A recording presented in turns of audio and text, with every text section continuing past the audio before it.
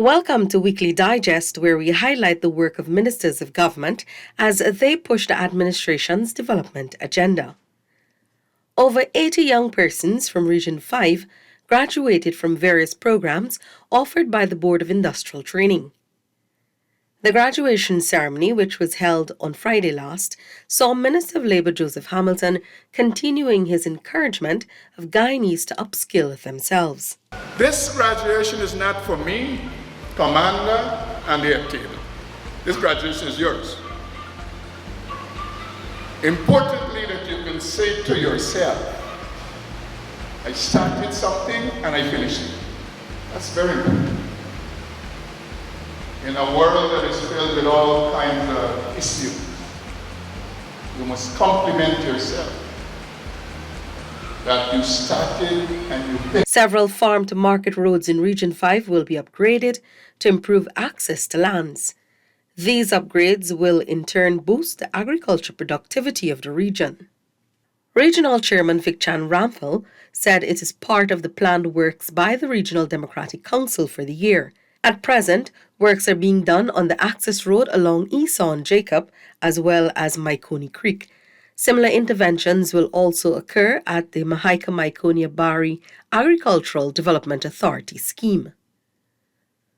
Stressing the urgent need to address water woes in Ghana, Vice President Dr. Jagdio on Tuesday said a portion of the oil funds will go towards strengthening Ghana's water system. The Vice President made the statement during a national consultation on strategic flood protection measures at the Artichoke Conference Center. There is a strong need to do so urgently. The cost of doing so is enormous. To fix our sea defenses, to keep the sea out, and these water management systems requires heavy investment. Part of the oil resources have to be spent in this manner. The forum allowed regional officials and farmers across regions 2, 3, 5, and 6 to propose and discuss measures that could be considered to properly manage the water system within their respective regions. Dr. Jagdio said if the situation has been a challenge in the past, going forward, it will get worse, especially since the country is rapidly evolving. We have to fend for ourselves whilst we remain engaged with a global process. We in Guyana, we're not sitting on our hands. We'd have to ensure that some of our resources are utilized in this manner.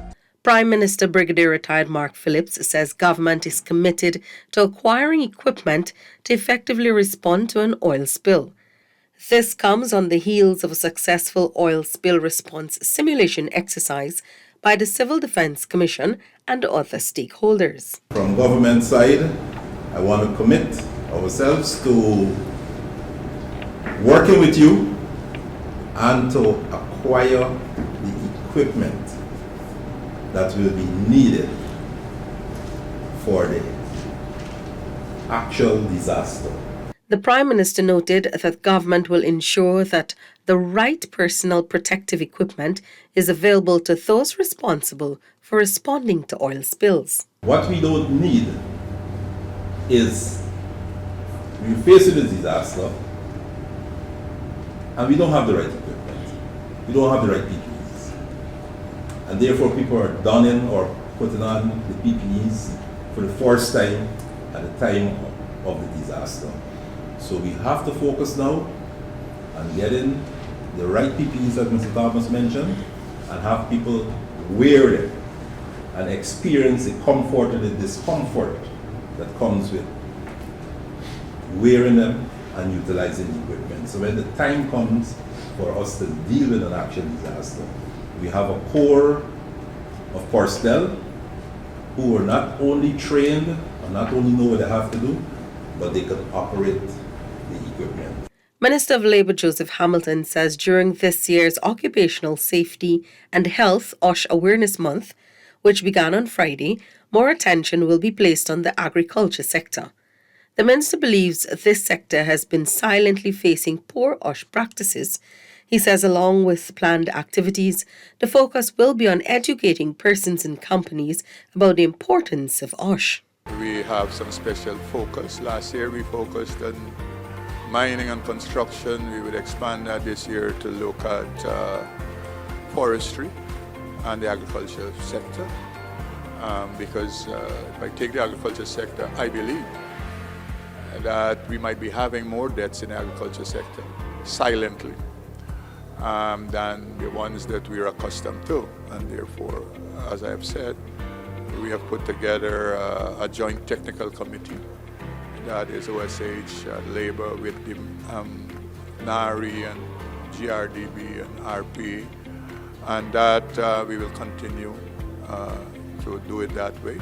Meanwhile, additional training will be provided for officers in various fields, enhancing their capacity to deal with a wider range of work-related incidents. Specialized training beyond the holistic training that they're doing will have to be given to them. Will be engaging Forestry Commission and, as I've said, the agricultural sector to see how they can help us to develop the skill sets of those officers who will have to function in those specialized areas. The Ministry of Human Services and Social Security took We Lift 2 to Region 2. At the event held at the Anna Regina Town Council, Minister Dr. Vindhya Prasad said women are exemplary leaders. The female future is there if we can allow it to happen. And leadership should not be seen as a domain of men. Look at the powerful women within your own region who are showing you definitively that they can be decisive and exemplary leaders. Meanwhile, some 450 women from Pomeroon Supernam Region 2 graduated Wednesday from the Ministry of Human Services and Social Security's Women Innovation and Investment Network WIN program. I've always felt that women are perhaps our most valuable resources, not only in the world, but in our country, Guyana. And no effort has been spared when it comes to offering women opportunities of development, self-development, education, technical vocational training, and yes, giving them the opportunity to be empowered and financially independent. Women from the region responded overwhelmingly to the program with an application rate of 93% and an overall pass rate of 96%. This was the highest pass rate compared to any region in the country.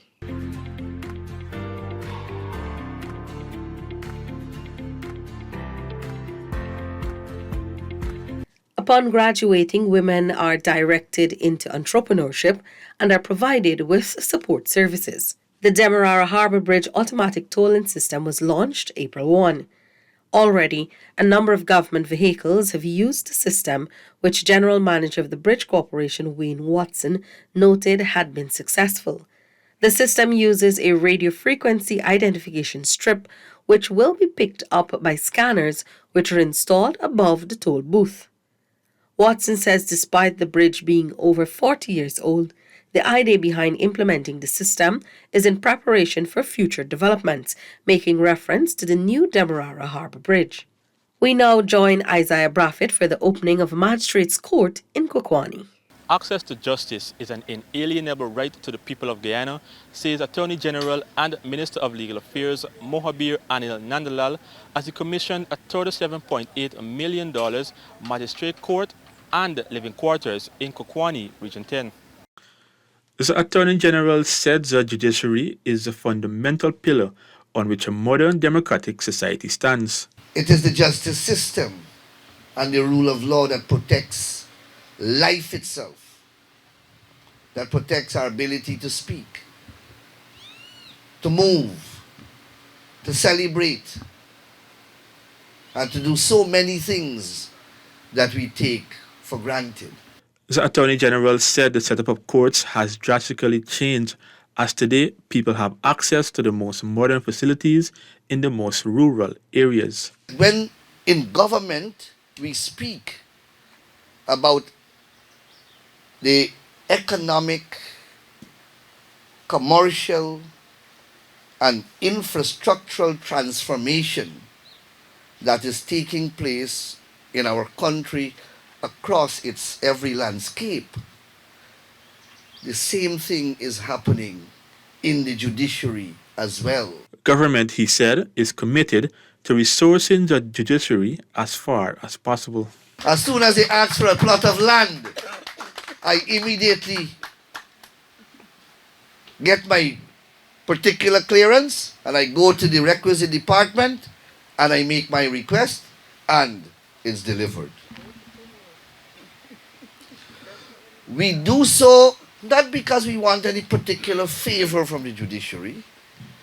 We do so because we are committed to ensure that we do everything possible so that they can deliver to you the quality of justice and service that you deserve, the people of our country.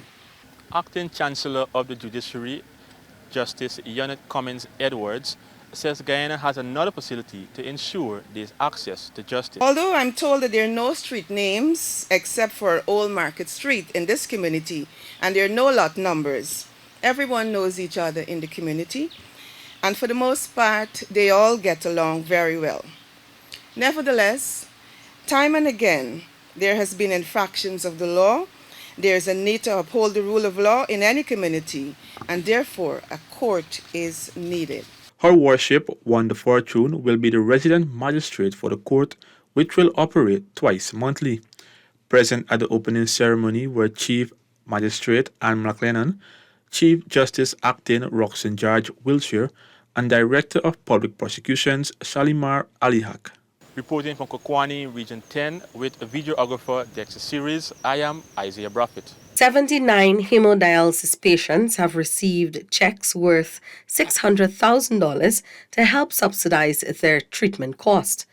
The first payout exercise was held at the Artichon Conference Center on Friday. Government has set aside $180 million in Budget 2022 to support 300 patients in need of dialysis.